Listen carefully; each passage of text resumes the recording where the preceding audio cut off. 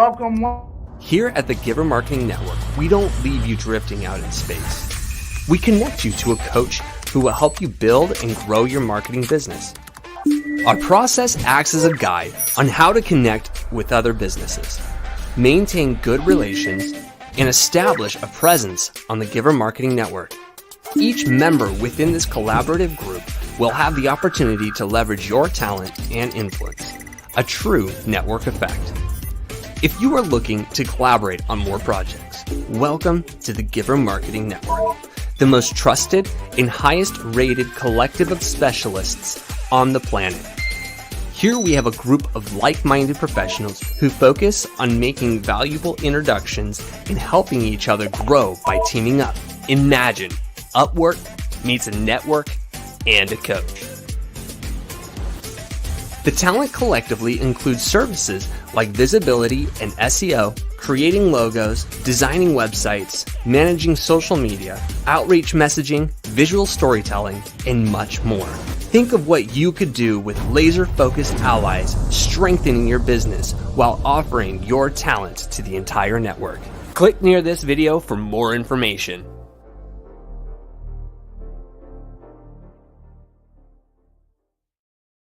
Hey, welcome everyone. Here with Stacy Stockford. We're going to be jumping into LinkedIn appointment strategy with our theme of the day being nurturing, how to follow up with those that you've connected with already, leveraging the platform of LinkedIn to generate more of those almighty appointments. So Stacy, thank you for kind of tag teaming this with me. I'm just so excited to pick your brain and have you kind of share some of your insights on LinkedIn as we go through today.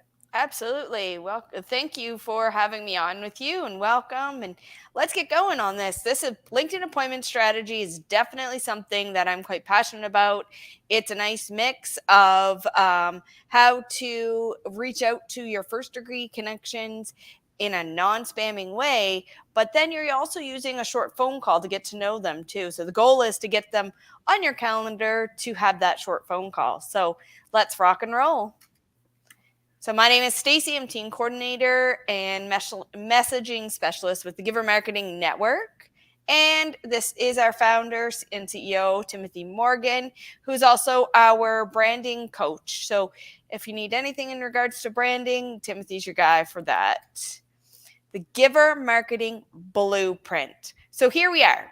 This is the roadmap to your marketing, people. So we have branding, visibility, promotion, and nurturing.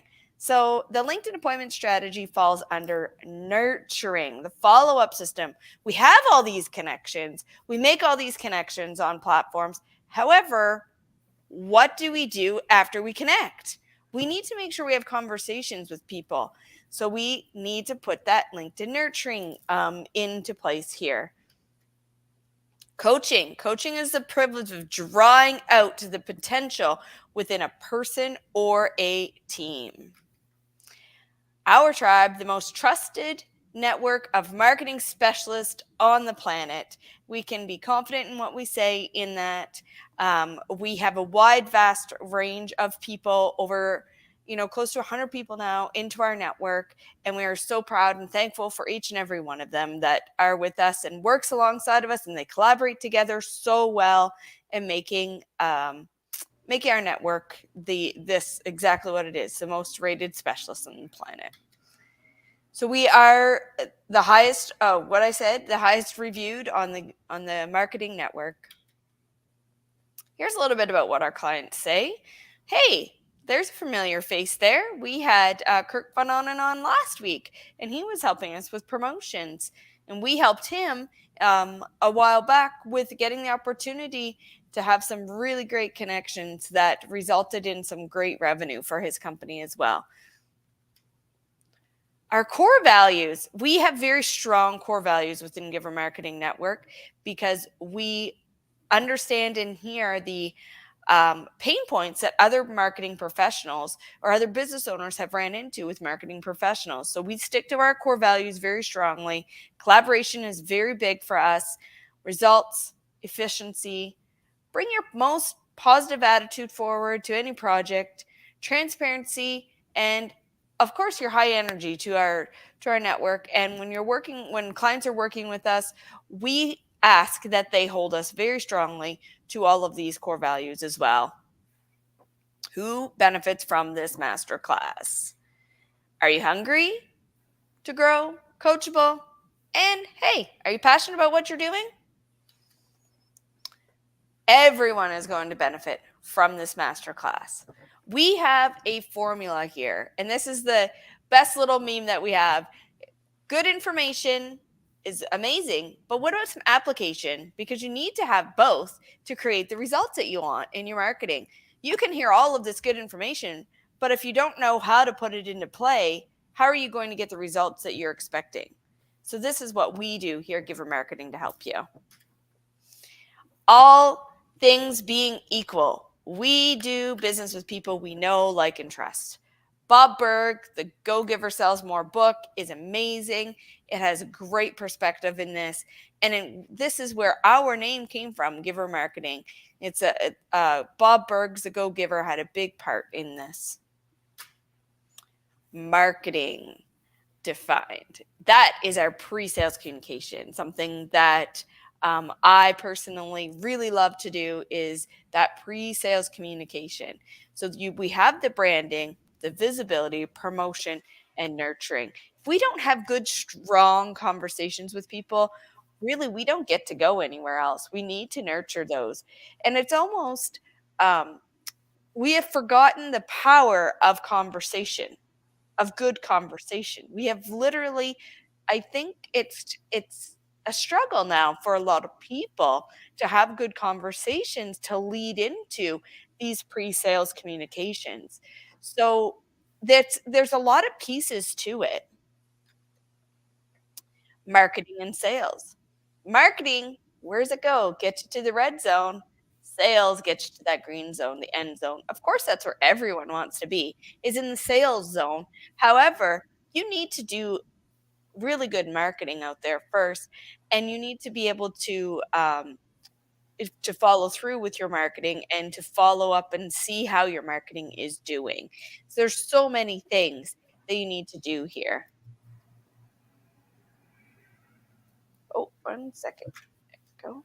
I think it's important to note too that prospecting is technically marketing, not sales, Stacy. And I know you and I worked on putting these visuals together and presented dozens and dozens, and if not hundreds of times before, with clients and with team members and training and master classes. And so oftentimes you'll pick up a book on sales and they're really teaching you about prospecting. And there's nothing wrong with that, but it's just important to note when you're in kind of that marketing rhythm and when you're actually in a decision meeting. Absolutely. So we have two funnels. We have our marketing funnel, which is our good conversations. And then we have our sales funnel, which is the actual transaction. And that's what our businesses need to remember, that without our good marketing conversations, the transaction of the sale isn't as smooth and natural. So our whole goal around Giver Marketing is to teach and to inform and offer you the information how to do marketing in a non-spammy way. That is our biggest goal, is how do we do marketing so that it is non-spammy. So it's kind of like golfing. So for those of you who are sports enthusiasts, it's like, we have the marketing is getting onto the greens, and then we have the putting that right into that hole is the sales aspect of it. Now, this is really Timothy's baby. So if I've got that wrong and backwards, please go ahead and correct me on that one. You did good. For those who love golf, they know exactly what you just said. So we're good. We're good. Awesome. A brief look at nurturing. Engaging prospects with what have we been talking about? Continual, intentional conversations. We can have conversations, but are they intentional to what our end goal is? Nurturing. 80% of sales decisions, appointments occur after about 5 trust building interactions. this is where a lot of times when you begin your marketing, we need to remember this, that it's not going to be the first time, second time. It's going to take a few times of people getting to know, like, and trust you before they're like, oh, I see this product is a good thing for my business. Oh, okay. Oh, yes, I have that pain point now. The first touch, they may not have had that pain point, but the fifth touch, they do. I actually had a conversation like that last week. I have been in continual conversation with a business owner, and finally, just lo and behold, happened to get on a conversation last week, and he's in desperate need of services. So I'm at the end goal of my marketing of that conversation that's going to result into a sale. But at this point, I gave him lots of information and said, let's follow up in January. So it's a matter of making sure you're being clear with what your conversations are and what you provide, your services are providing. Because eventually, this person knew that I was doing certain things. He didn't know to the full extent because he kept dodging a full conversation with me over the phone. He kept in text, he kept in email, but he kept dodging a full conversation. Well, now he's in desperate need.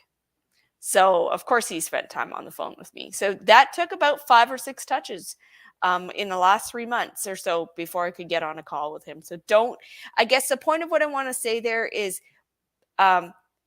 marketing can be a frustrating thing to go through in your business. However, be patient with yourself, be patient with the process, and keep those touches and the follow-ups going. That's going to be the biggest point. 7 marketing moments. A follow-up system to nurture your prospects. Initial introduction.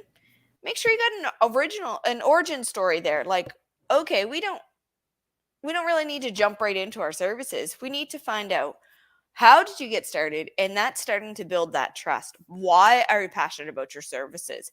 And then you trickle in a little bit of what your services are in that first conversation. Follow up with a brief email, questions, and a call to action, something to do. Invite them to connect with you over social media, over the internet. Where are you going to be? Where are you going to be presenting? I invited a whole bunch of people to come and watch me present today. So, invite people to come and watch so that they know and get to know, like, and trust you.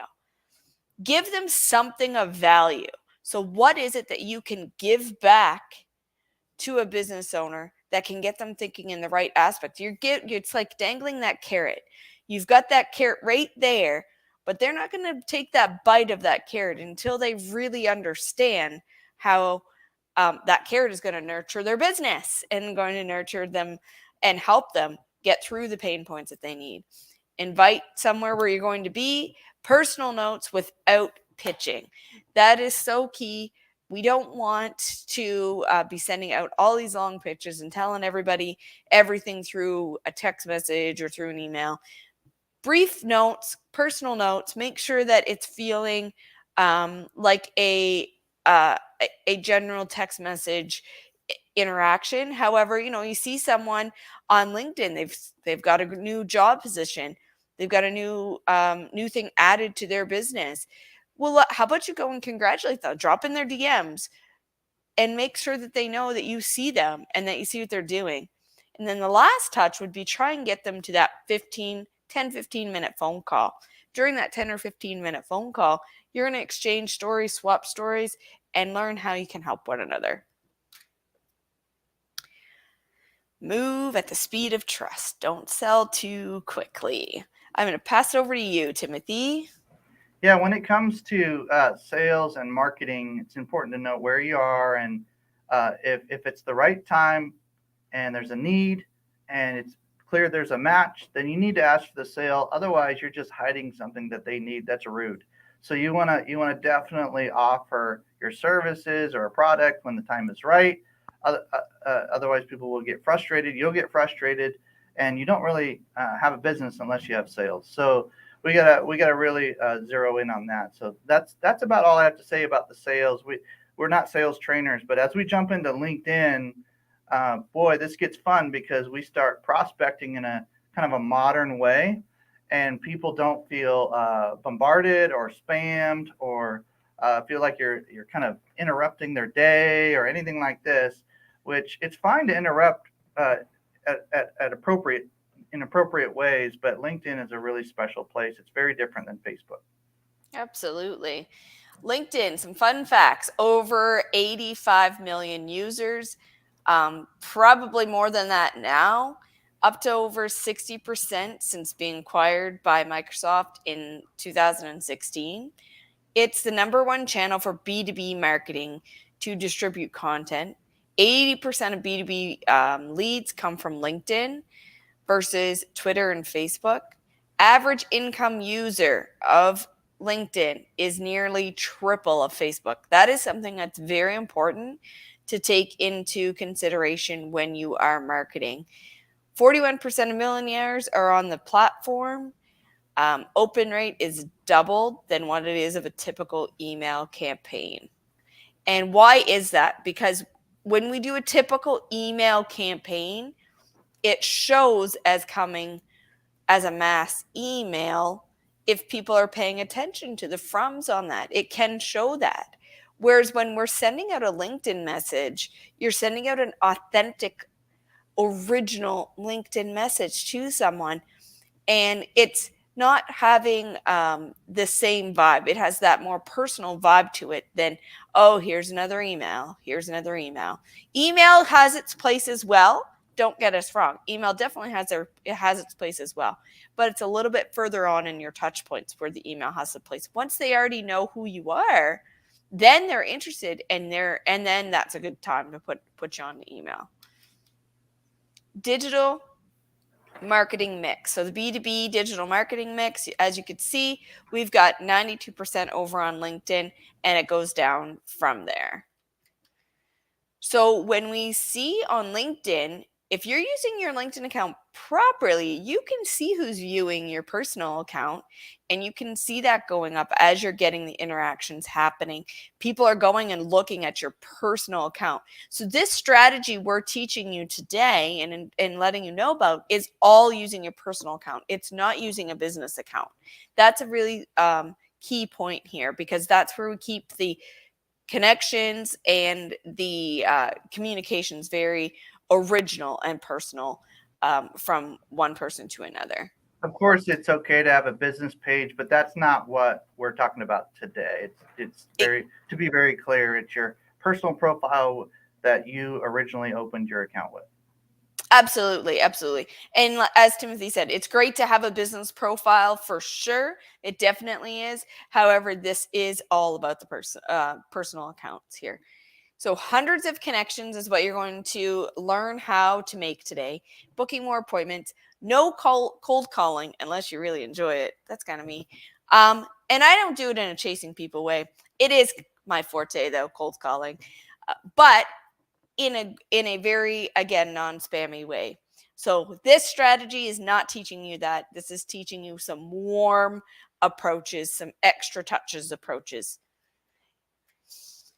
LinkedIn for connecting with your prospects, your clients, customers.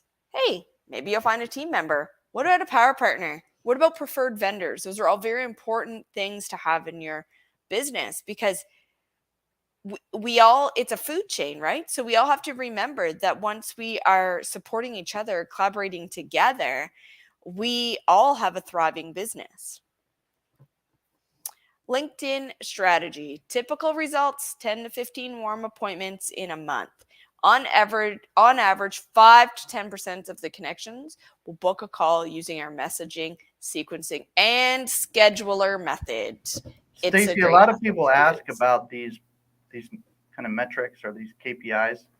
And first of all, it's okay to have a short, you can have a short Zoom chat just as well as a short phone call, whatever you prefer, it's fine. So whenever we say short phone call, you can exchange that for a short Zoom chat. As long as you keep it short in the beginning, so you're not wasting a lot of time screening and having kind of a discovery conversation, then you should be good. And you should have plenty of room for 10 to 20 more of these warm discovery calls or Zoom chats. The way we get to the 5 to 10% of our connections will book a call or book on your calendar metric is because 20 to 30% of those we send messages to will respond in some way.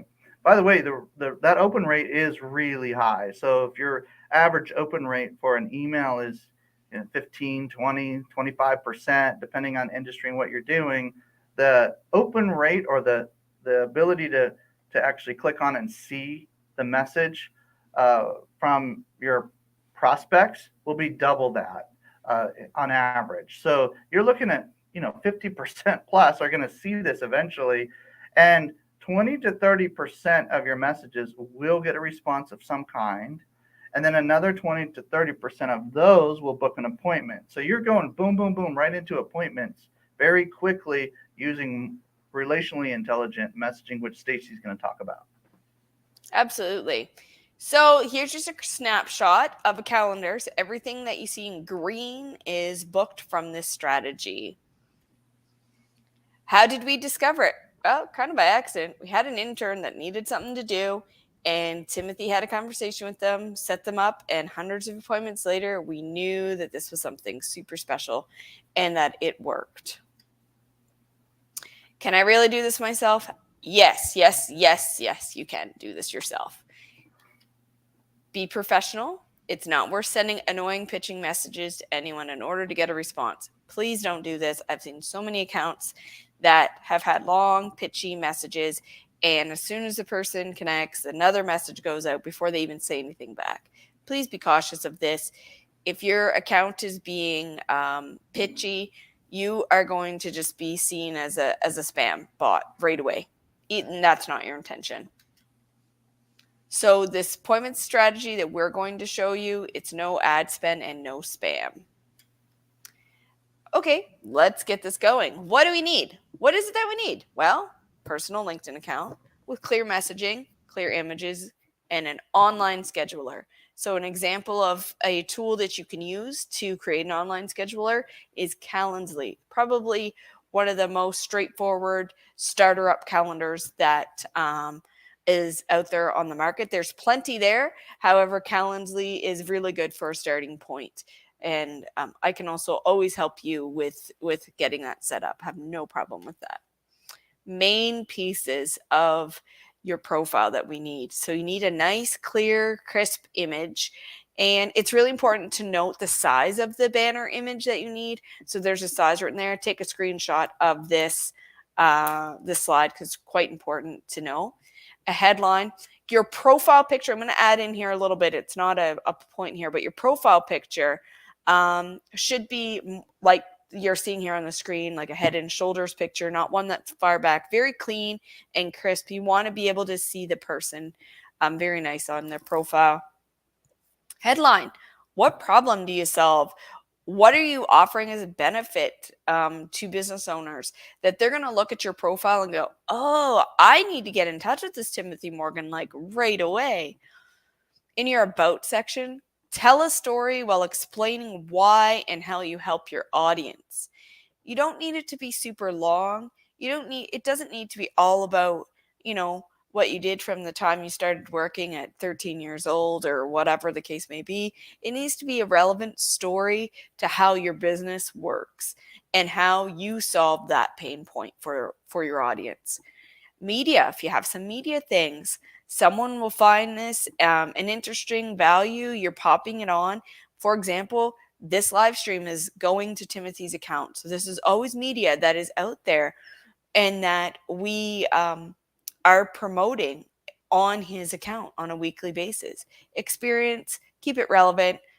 Honestly, let's be real. Not too many people really care about what you did over 5 years ago. I would say keep it within the 2 to 5 year range, depending on what you've done, and keep it relevant to your current role and how you're doing things. Calendly, set up your scheduler. Make sure that you have on the location that it will say, I will call you, or if it's a Zoom call, make sure that it says a Zoom call. A 10-minute buffer before and after is key. You do not want to set up a calendar without that buffer. You will get back to back to back, and you will have no time to breathe in between once you get going with this. Only make certain times available. So there's lots of settings in the back end of Calendly that you need to pay attention to. It isn't only a matter of going on to Calendly, putting your email and setting the account up. Set the parameters, set your boundaries well around when you want to have these discovery calls so that you are in that good discovery call mindset. When you're linking the accounts up, so you can sync your LinkedIn account with your older database. So maybe you have an older email that has some connections there. Hey, have you talked to them in the last few years? Maybe they have no idea what you're doing now. If you have switched gears and pivoted like most of us have over the last few years, it's important to go back to those emails and touch point and connect with people that you want to still have. You may have honestly have an email that you forgot certain connections are there, and it's like, oh, that person could use my services now. So you can go in, you go into my network, more options, and then you'll see a spot where you can put in an old email. Here's an amazing resource. Start the conversation, then ask to have the phone call, video chat. We use Permission Marketing by Seth Godin is one of our key resources that we've used. This is an amazing book on this strategy as well. So it's very good to also have other inputs and other opinions and making sure that you're wide knowledge of marketing happening. Approach. Ask good questions. Think candid dating, not proposing. Don't send your links of promotion pieces too quickly. Wait for the right timing. Wait for your candidate that you're sending the message to respond back that they want to speak to you. Authentic outbound. This is not the long form messaging. It's real conversations. Be real, raw, authentic, making people feel warm and welcome. Those are the conversations that we want to have. We don't want to have, oh, I'm Stacy. Oh, I do this, blah, blah, blah. I do all the phone calls for this company. I can help you too with phone calls. No. Or I do all the messaging for this company. I can help you too. No. I want to hear what's going on in your current, your current situation. What is your business about? Those conversations. This is why we say it's not long form messaging. In your LinkedIn search, we are going to be searching for first degree connections. So you're going to go to people, all connections, and then as you see here over on the right hand side of the screen, you'll see where you can connect with people, and you can choose first degree, second degree, or third degree. This messaging strategy is going out to your first degree connections.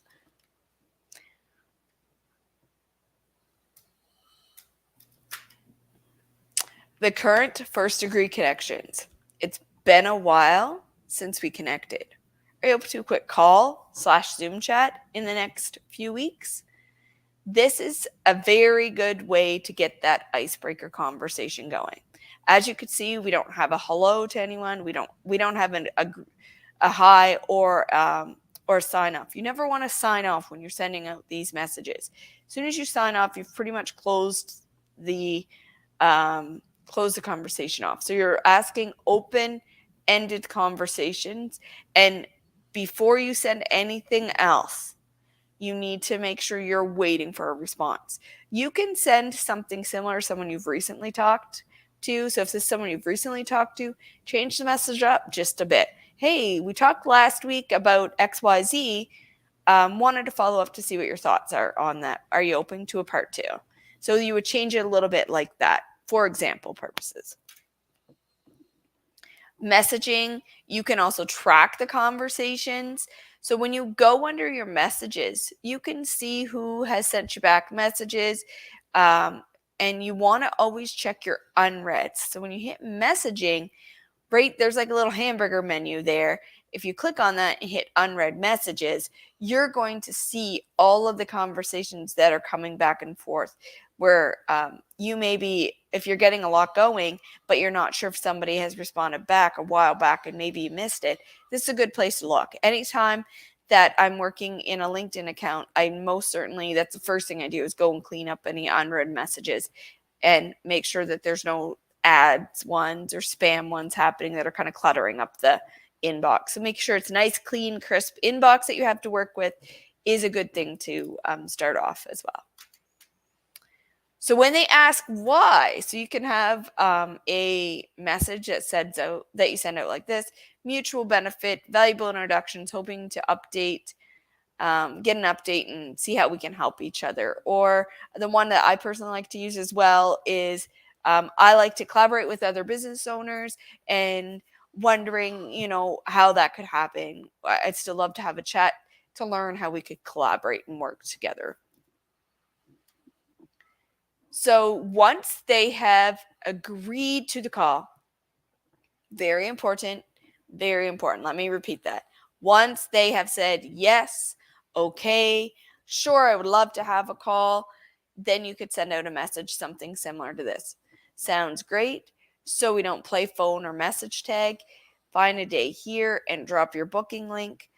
Pick a time that'll work for you and I'll call you then. Or if you're using Zoom, make sure you state that. I'll be sending you a Zoom link. Looking forward to our chat.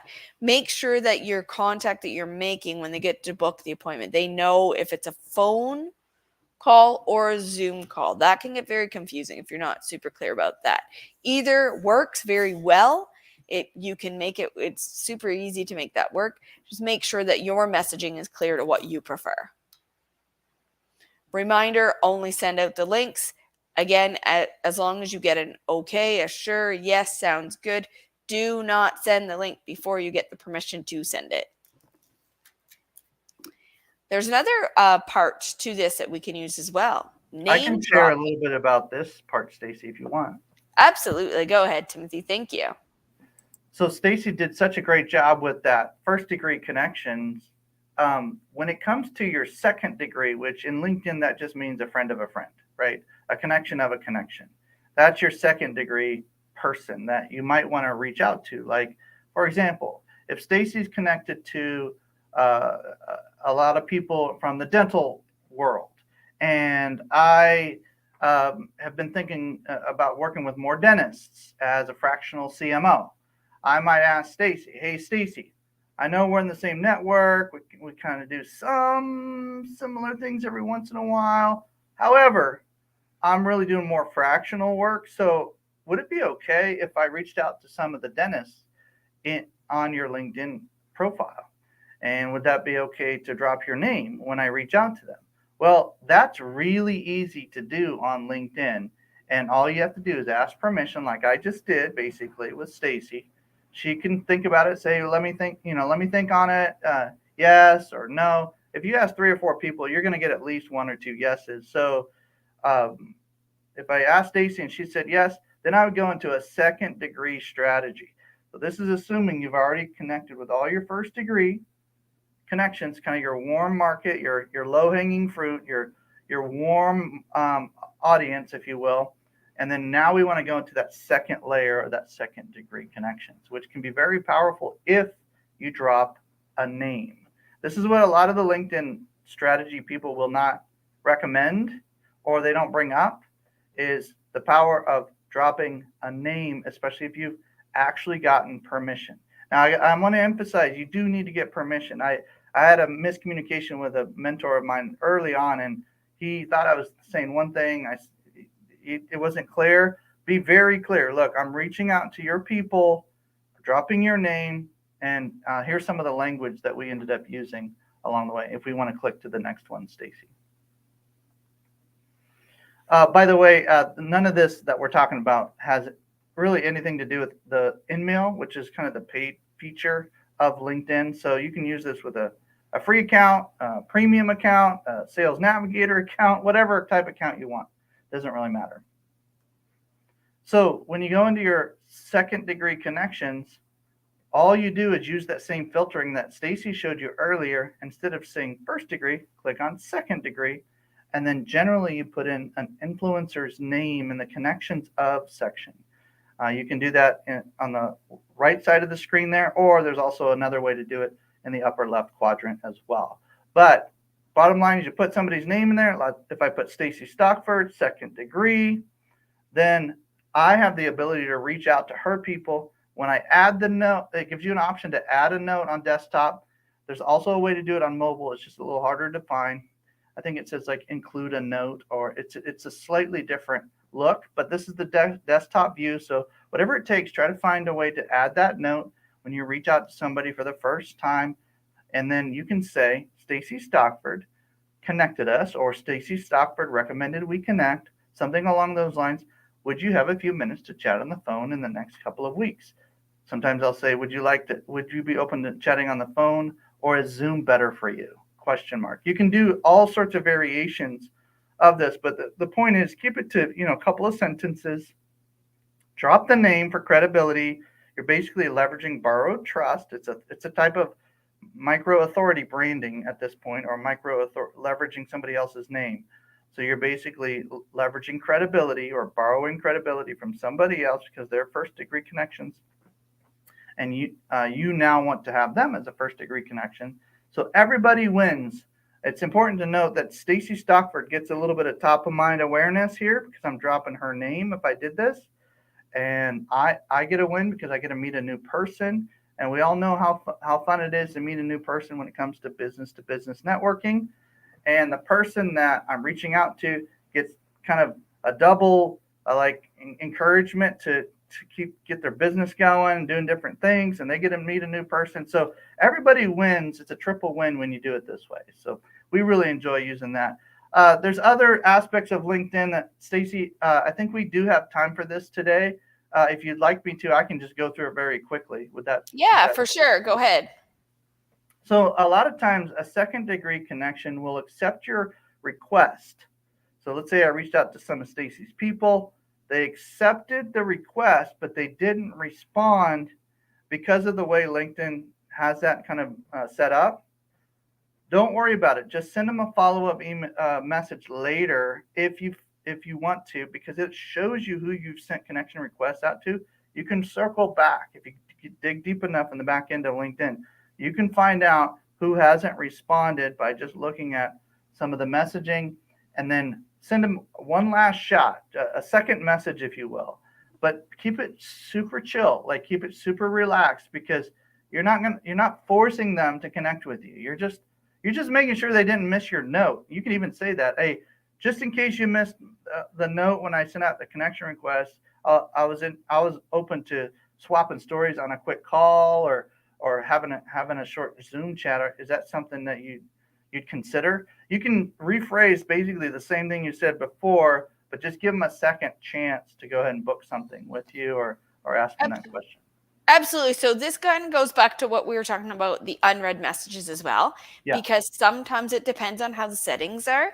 An unread message, our initial connection request will end up in an unread message that they've missed if their inbox is pretty busy. So it is good to make sure you're checking those, because, hey, maybe you've missed a few of these types of connections as well, which could be valuable to you. Yep. And the key is they accepted your connection request. It's almost like them saying yes to a date. If you're thinking of the dating analogy, now you just got to figure out when, where, and how you're going to connect on a phone or Zoom or whatever you're going to do. Okay, so if you don't have influencer permission, I don't like to spend a lot of time on this, because at the end of the day, if you put a little effort into asking 4 or 5 people if you connect with some of their folks on LinkedIn, especially if they're an insurance professional, a medical professional, a real estate professional, they have a lot of connections generally on LinkedIn. And so find somebody with over, a couple thousand connections and see if they'll let you kind of borrow their name. If you can't find somebody, if you're just starting out on LinkedIn, there's really nobody, you can always kind of drop people's names, but in more of a non-direct way. Say, hey, recently spoke with so-and-so, or recently connected with so-and-so at a meeting, or here on LinkedIn, and your name came to mind. Are you open to a quick call? You can kind of drop names without saying that they recommended you do that, but just be really careful how you leverage somebody else's name, especially without permission. You want to be really careful with that. Don't use the same language that we showed you before if you did not get permission. This is based on no permission, and it's important distinction. So when people send you connection requests, you can flip the script on them, and it's a super interesting way to if you do like what you see on their profile, okay, if they're reaching out to you and saying, hey, I'd like to connect, you came across my virtual desk or whatever it is they send you, you can look at their profile really quick. And if you like what you see, you can always kind of engage that conversation with a very intentional call to action and say, I accepted your connection request. Are you open to a quick call in the next couple of weeks? If they're not open to a quick call, I would hesitate to stay connected with them too long. You could obviously stay connected with them for a little while, but if they're not interested in a quick like story swapping or getting to know you, or maybe forming some kind of power partnership, they might be wasted space in your inbox. Honestly, it just depends on who they are. If they're a high influencer, you might want to keep them around for a while. Maybe you can circle back with them later, get some better timing going. But ultimately, if somebody reaches out to you, just give them a call to action and see what happens, and you should be good there. We've had many team members join our network. We've had many prospects turn into clients because of that type of kind of flipping the script as they reach out to us. So awesome. A lot of people ask about LinkedIn paid options. The prices change all the time, but it's usually somewhere, less than $80 a month to kind of get going with premium, and then Sales Navigator is a little bit more than that. There's free trials available. They give half off sometimes. There's all different ways to kind of just get started. And it does give you option to kind of see more of what's going on your profile, and also to send out more messages. They throttle you back a little bit less as you start paying more tiers. Plus, on Sales Navigator, you're able to save lists and use it as almost like a stopgap CRM until you can get all that data into your CRM if you choose to do that. We've tried all different things, and I think premium is kind of one of those sweet spots where you get a lot more bandwidth, but it doesn't cost a lot. And some clients, it's really important to have lists that are kind of ready to go, especially if you start building using software on top of LinkedIn. Sales Navigator is very helpful in that case too. So awesome. Well, Sales Navigator allows you to do a little bit more fine-tuned, detailed searches as well. Find out what kind of headcount or how many people are employed at a company. There's just a lot more deeper research you can do, which technically you can kind of do with a Boolean search at the top of premium anyway. But a lot of people don't know how to do that, so they have this easy way to kind of save lists and do all that. So, hey, if you want to talk more about LinkedIn, we're about to go into a kind of a roundtable discussion with Patrick and Stacy. You and I can chat it up a little bit more as we wrap up. But ultimately, if you have any more questions, you can reach out to me or Stacy on LinkedIn. You can just look up our names. We're easy to find, very approachable. We do check our inboxes very frequently. Stacy knows I check my inbox more than I check my email. So you're welcome to reach out to me or one of the team that way. Or if you would like to set up a quick story swap and call, yes, it is a 10-minute phone call. You can always look at chatwithtimothy.com. For those Kingdom Warriors in the room and Giver Marketing Network and all of the connections and Stacy's people, my folks, Patrick's folks, and all the different people in the room, we just want to thank you for kind of putting yourself out there, leveraging LinkedIn. Whether you've used it a lot or not, it's important to note that it is a powerful tool as long as you don't spam people. We like to say it this way: those who spam are generally burning at least 9 bridges for every one they make. So think about that. If you have a strategy that basically just, I don't know how a nice way to say this, Stacy, it basically just forces your links and your PDFs and your gifts without permission. It causes a bit of kind of a, you ever talk to somebody, a networking group, and they're like in your face and they're just like telling you what they do for a living. You're like, whoa, I didn't even like have enough time to even have a meaningful conversation with you. Like, wow. Or if you're using the dating analogy, we've all had those dates where somebody will come in and try for the kiss, and it's just not time. It's just too early. Like you just started a conversation. Like, come on, man. Right. So we want to definitely honor the timing aspect of marketing and understand when we're in the marketing process versus kind of that sales or decision meeting area of our business. So they work together, but they're not quite the same thing. So, well, good. So, Patrick, I know you had a lot of kind of comments happening in the chat box here. Stacy, do you have any questions that kind of jumped out from Patrick so we can get our dialogue going a little bit? Yeah, absolutely. So Patrick's going to try and come in on the discussion with us. He's having a little bit of bandwidth issues there right now, but he's got, do we keep a file for the details for entering a new conversation somewhere, like a notepad and a Word, etc.? And yes, Patrick, we do. When I'm working with accounts, I definitely have a sequence that is agreed upon with the client so that it's very good, so that you're being consistent as well. Because one of the biggest things with our marketing is being consistent with the messaging. So we actually do keep that. And then you're asking, how do we track which connections you have sent messages with? If you have, that part is easy when we look into the hamburger box, like the unread messages part, it shows you all messages. You've got an option there where it shows all messages sent or unread messages. There's a few different options there for you. So you can keep track of it that way. And then when do you delete a connection? Or do you keep them all? Ooh, this is a good question.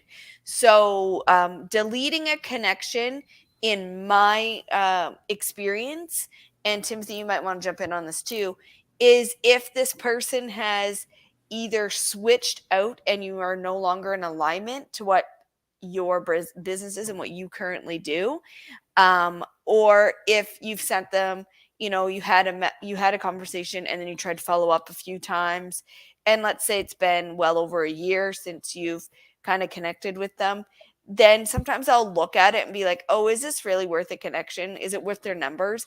I want quality connections over quantity of connections. So that's definitely a great question.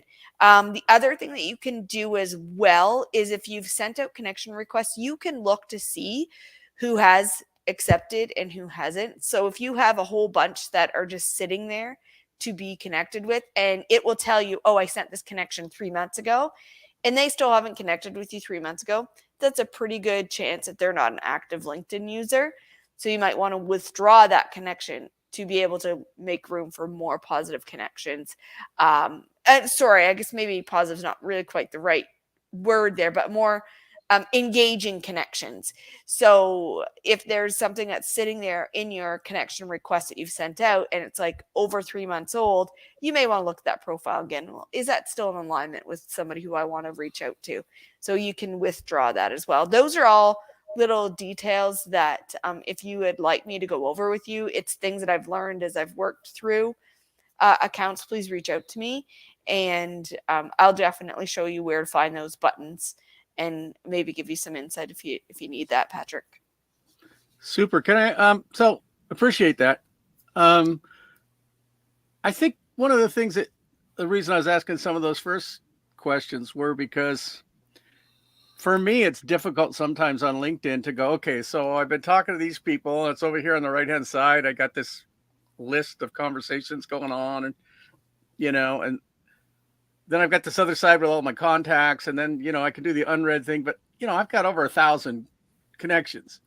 And I'm like, okay, so if I start going through this list and I say I'm doing 10 a day that I'm sending out a first or reconnect request, okay? And then I get going a little, I was like, wait a minute.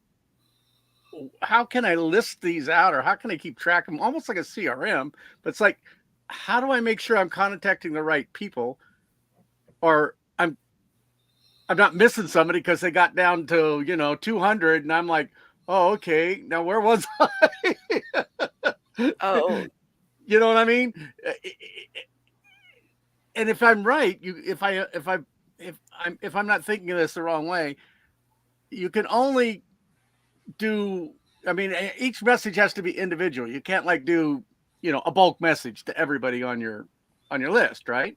well, You can do a group message. It's not recommended to do that because then you might as well send out a group email to people. So you can do that on LinkedIn. It's not something I would recommend. You can do it, but I wouldn't recommend it. It takes away So that a personal quick question touch. for Patrick, and it's a good conversation starter, and it's a common question. Well, my question would be, okay, let's say you have a list of your top 100 for that month or whatever that you're trying to reach out to, and you're doing, I don't know, 20 or 30 on a Monday, another 30 on a Wednesday, another 40 on a Friday or something like that. You're just trying to get through 100 as fast as possible. What messages are you sending them? What's the phrasing that you're sending to them? Well, there's two different kinds of campaigns that I'm looking at this for. But, a more personal campaign, I agree with completely everything that you've said. And I like that. I use that message when I'm doing like 3 or 4 a day and I'm just jumping in, I'm looking at people and I'm like, hey, how you doing? Are you just connected with me or I just connected with you? And I'm really good at, I get that whole really soft approach. And I think that's awesome. But a lot of the people that are in my database, for sure, I haven't talked to in ages. A lot of them aren't active on LinkedIn, but also I have, I think I showed you before, Timothy, I can't remember, but I have a magazine that I put out once a month that has some really great information in it. And I like to just use the cover of the magazine and go, hey, here's some cool stuff you might be interested in. There's no selling. It's all free. It's all just, here's some cool info you might like. Yeah, we don't recommend that. Especially if you haven't talked to them in a while, or if you haven't set up an appointment with them recently, or if they haven't said yes to some kind of receiving of information, or any kind of PDF link, video, anything like that. We recommend getting permission first. And then if they say yes, then you can send them that. But really, if you're trying to engage with somebody, it's a great conversation because there's different approaches, right? But if you're trying to engage with somebody in business and you send out, let's say, 500 links to an e-magazine or an e-zine or a PDF or something, you're going to probably have, a handful maybe that respond in a positive way, but you're going to have another like half of them are going to like, stop sending me this stuff because I didn't ask for it. Like, it looks nice and everything, but I just like, it's not part of the natural conversation. So yeah, what we've seen in sending out for every 100 messages, we'll get 5 to 10 people will book an appointment with us. And there's another like 20 to 30% that are engaged in some kind of meaningful conversation. So you're getting a large percentage of those folks actually dialoguing with you as if you're in a networking meeting, as if you're in a room that you feel comfortable sharing, different things and asking questions. So the art of asking question is probably the key here. And so when you're sending out, 100 messages a week or 100 messages a month or whatever you're doing, it's important to keep the dialogue going with questions and not send anything without getting permission. That's kind of rule number one in Fight Club. don't send anything without actually them saying, yeah, I'd like that. Okay. And then once they say, yes, I would like that, and you send it to them, then you want to follow up with maybe a week later or a couple days later, hey, what did you think about that? And it's almost like handing somebody a book. Like, hey, would you be interested in this book I wrote? Yes, I would be. Great. Do me a favor. I'm going to give this to you, but let me know what you think of it next time we get together. That's a way different way, way better way than walking around just handing people books. But there's another point to that I want to add into that. I want to add something else to that.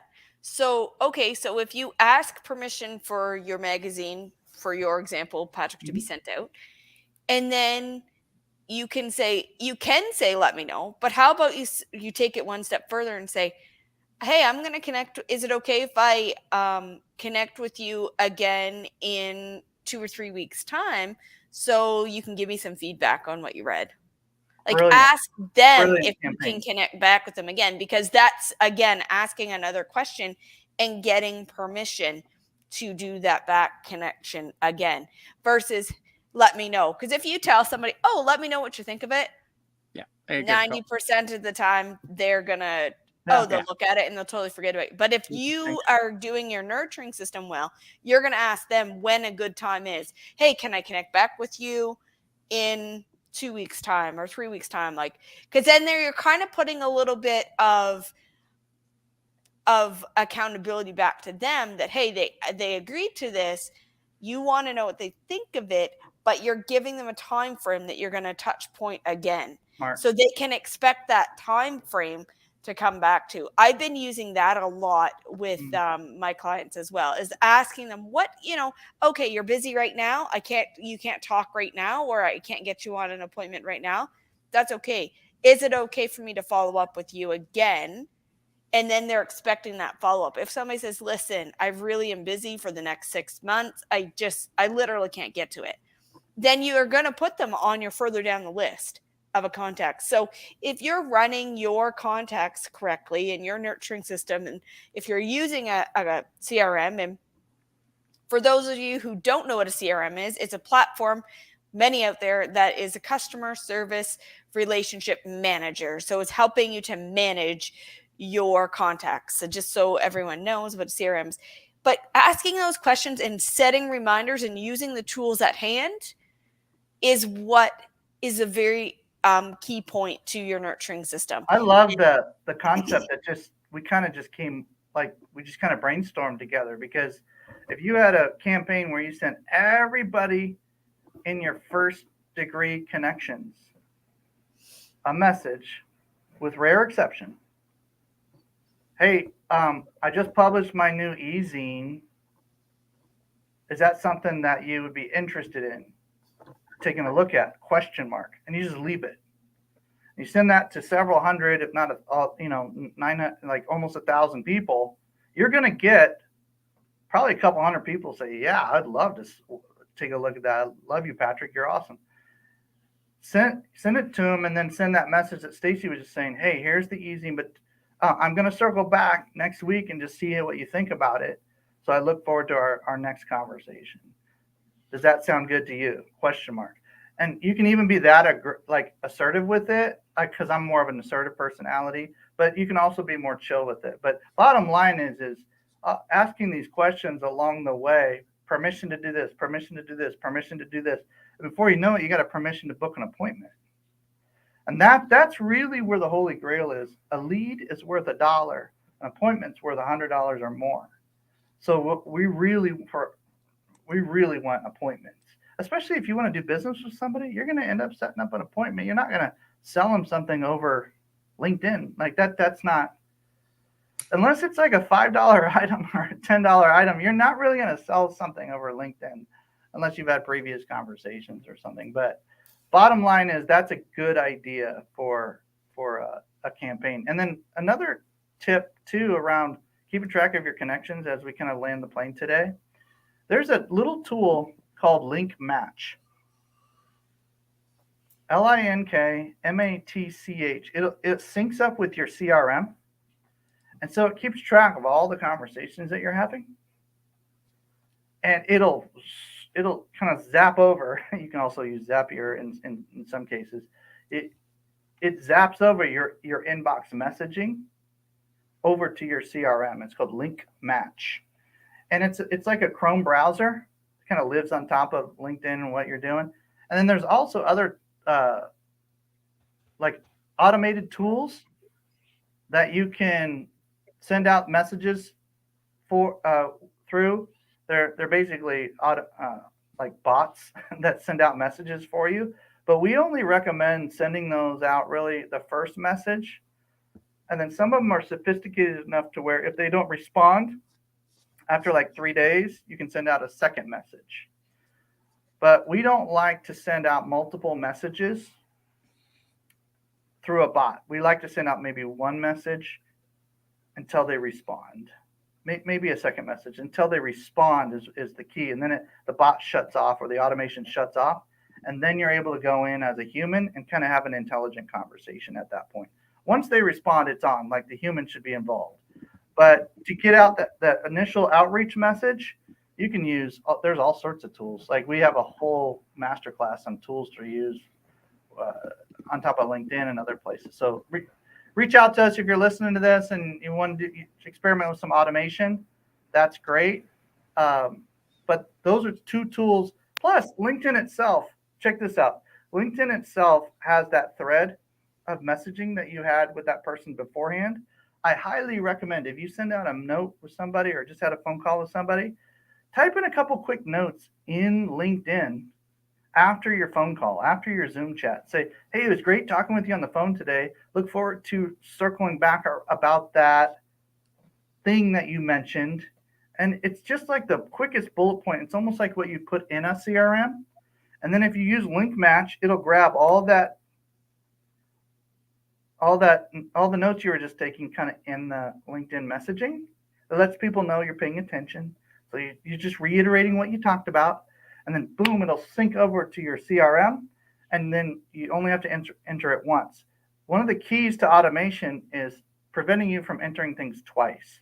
So that's the key to some of those tools that we just kind of mentioned, or tips that you mentioned. I love making notes in LinkedIn in the messaging, just to let people know I'm paying attention and it's about them just as much as it is about me. Absolutely.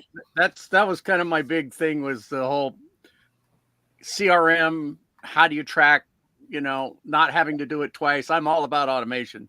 Yeah, so, baby. So thank you for that Link Match. And thank you, Stacy, for sticking that in the chat for me. No problem.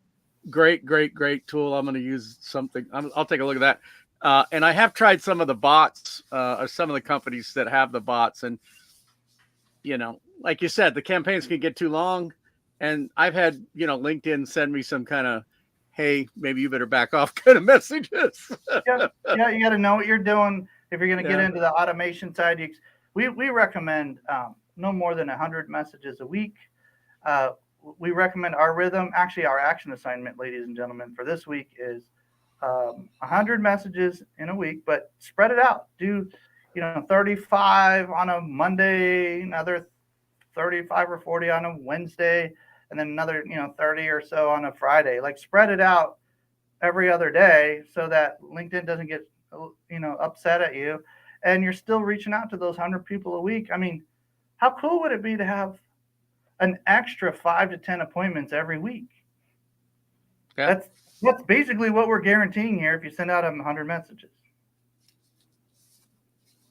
So Absolutely. A lot of people are like, give me more appointments and my business will double. It's like, we just showed you. Like, do it. Like that.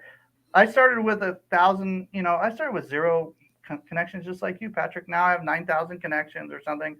And it's just a slow build of connecting with people you meet, slow build of connecting with groups you're part of. You go into these big Zoom meetings with a bunch of people on it, grab as many of those names, copy, paste. Hey, good seeing you at Giver Marketing Network last week.